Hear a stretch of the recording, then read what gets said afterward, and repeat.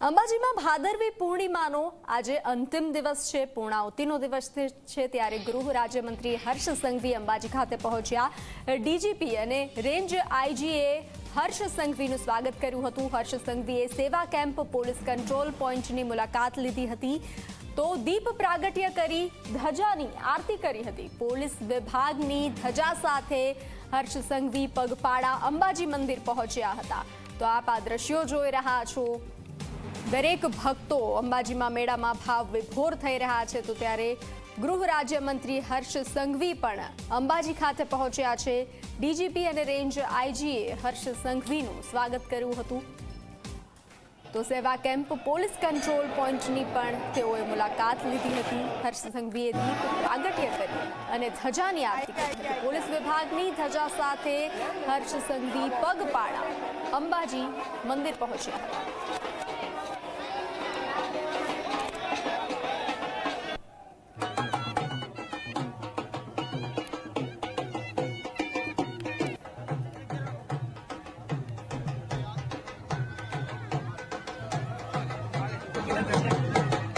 ભાદરવી પૂનમના આ પવિત્ર અવસરે છેલ્લા અનેક દિવસોથી ગુજરાતના ખૂણે ખૂણેથી માઈ ભક્તો પગપાલે અંબાજી ખાતે માં અંબેના દર્શનાર્થે પધારી રહ્યા છે।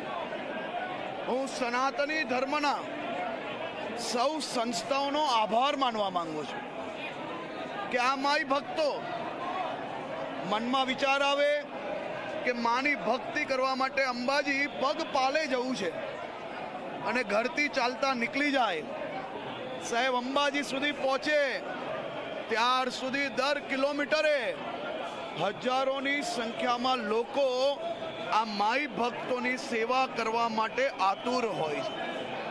મેં અનેક એવા માઈ ભક્તો જોયા છે કે જે પોતાના ઘરે પાણીનું ગ્લાસ નથી ભરતા, એવા લોકો આ હજારો લોકોના રસ્તા ઉપર પગ દબાવવાનું કામ કરે છે।